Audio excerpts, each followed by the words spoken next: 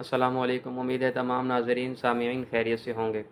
ناظرین، آج ہم آپ کے سامنے سورۃ بقرہ کے بارے میں بیان کریں گے۔ سب سے پہلے سورۃ بقرہ کا نام بقرہ کیوں رکھا، اس کے بعد یہ سورۃ مکی ہے یا مدنی ہے، اس کے بعد اس سورۃ کی آیات کی تعداد کتنی ہے اور اس کے فضائل کیا ہیں، اس کے بعد اس سورۃ کا ترجمہ اور تفسیر ساتھ ساتھ بیان کریں گے۔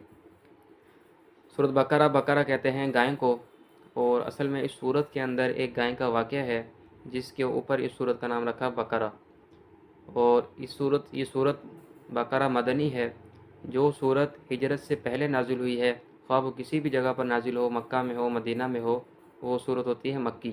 اور جو سورت ہجرت کے بعد نازل ہو، خواہ مکہ میں ہو، مدینہ میں ہو، کسی بھی جگہ پر نازل ہو، اس سورت کو کہتے ہیں مدنی۔ اور اس سورت کی آیات کی جو تعداد ہے وہ 286 آیات ہے، اور اس سورت کے بہت سارے فضائل ہیں۔ آپ صلی اللہ علیہ وسلم نے فرمایا کہ اس سورت کا پڑھنا برکت ہے، اس کا چھوڑنا بدنصیبی ہے، اور اس کے پڑھنے والے پر اہل باطل قابو نہیں پا سکیں گے۔ اہل باطل سے مراد جادوگر ہے، یعنی جو شخص اس سورت کو پڑھے گا اس کے اوپر کسی کا جادو نہیں چلے گا۔ اور ایک دوسری روایت میں ہے، آپ صلی اللہ علیہ وسلم نے فرمایا کہ جس گھر کے اندر یہ سورت پڑھی جائے وہاں سے شیاطین وغیرہ بھاگ جاتے ہیں۔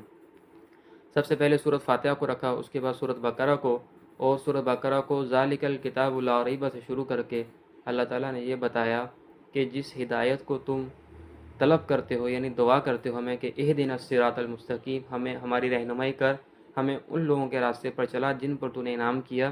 تو ہدایت کیا ہے؟ ذالک الکتاب، یہ کتاب ہے، کتاب سے مراد قرآن پاک ہے۔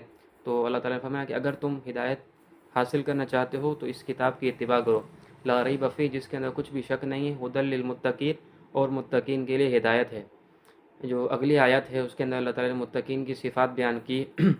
الذین یؤمنون بالغیب، وہ لوگ ہیں جو غیب پر ایمان رکھتے ہیں۔ اس دو لفظوں میں اللہ نے ایمان کی تعریف بیان کی کہ جو غیب پر ایمان رکھتے ہیں۔ یہ ایمان کی تعریف ہے، غیب سے مراد وہ تمام چیزیں ہیں جن کی خبر آپ صلی اللہ علیہ وسلم نے ہمیں دی ہے۔ اور وَيُقِيمُونَ الصَّلَاةَ، اور نماز قائم کرتے ہیں۔ اقامت نماز محض پڑھنا نہیں ہے، بلکہ نماز کو ہر جہت اور ہر حیثیت سے اس کو درست کرنے کا نام اقامت ہے۔ تو اس کے اندر فرائض، واجبات سب کچھ داخل ہیں۔ اور آگے وَمِمَّا رَزَقْنَاهُمْ يُنْفِقُونَ، اور جو ہم نے ان کو رزق دیا وہ خرچ کرتے ہیں۔ اس سے مراد ہر وہ خرچ ہے جو اللہ کے راستے میں کیا جائے، پھر خواہ وہ فرض زکوٰۃ ہو یا صدقات واجبہ ہو یا صدقات نفلی وغیرہ ہو، ہر طرح کے اس کے اندر داخل ہے۔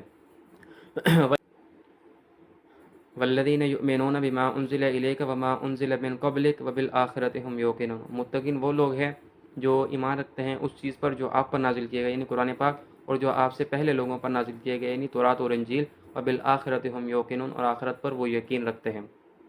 اس آیت سے ایک اہم اصولی مسئلہ سمجھ آیا، یعنی مسئلہ نکلتا ہے اس آیت سے، وہ یہ ہے کہ آپ صلی اللہ علیہ وسلم آخری نبی ہیں۔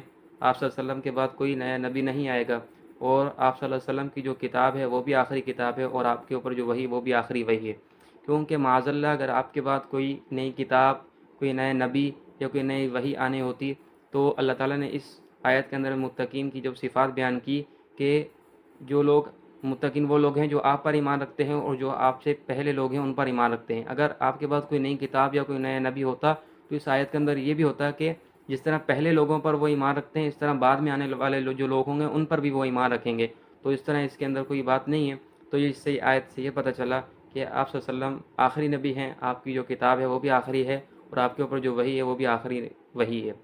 بالآخرۃ ہم یوقنون، اور آخرت پر وہ یقین رکھتے ہیں۔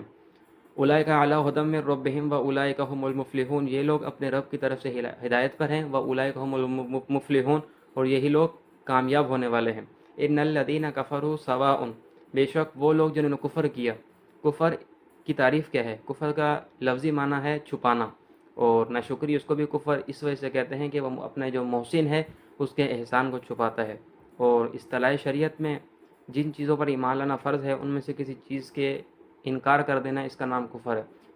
اور ان الذین کفروا سواء علیہم، بے شک وہ لوگ جنہوں نے کفر کیا، سواء علیہم انذرتہم ام لم تنذرہم لا یؤمنون، برابر ہے ان پر آپ ان کو ڈرائیں یا نہ ڈرائیں وہ ایمان نہیں لائیں گے۔ ختم اللہ علی قلوبہم وعلی سمعہم، اللہ تعالیٰ نے ان کے دلوں اور ان کے کانوں پر مہر لگا دی، وعلی ابصارہم غشاوہ، اور ان کی آنکھوں پر پردہ ہے، ولہم عذاب علیم، اور ان کے لیے دردناک عذاب ہے۔ اللہ تعالیٰ نے یہاں ایک بات ارشاد فرمائی کہ جو ان کے دل ہیں اور جو ان کے کان ہیں ان کے اوپر اللہ تعالیٰ نے خاتم کا لفظ استعمال کیا، یعنی مہر کا لفظ، اور ان جو آنکھیں ہیں اس کے لیے پردے کا لفظ استعمال کیا۔ تو اس کے اندر مفسرین نے حکمت یہ لکھی ہے کہ جو دل ہے اس کے اندر بھی کوئی فکر و خیال آتا ہے، وہ ایک طرف سے نہیں آتا بلکہ ہر طرف سے، ہر جہت سے آتا ہے۔ تو اس کی بندش تبھی ہو سکتی ہے جب اس کے اوپر مہر لگا دی جائے۔ اور اسی طرح کان ہے، اس کے اندر بھی کوئی فکر اور کوئی خیال آتا ہے، وہ ایک طرف سے نہیں بلکہ ہر طرف سے آتا ہے۔ اس کا بھی خاتمہ تبھی ہو سکتا ہے جب اس کے اوپر مہر لگا دی جائے۔ اور اس کے برخلاف جو آنکھیں ہیں اس کا جو ادراک ہوتا ہے وہ صرف سامنے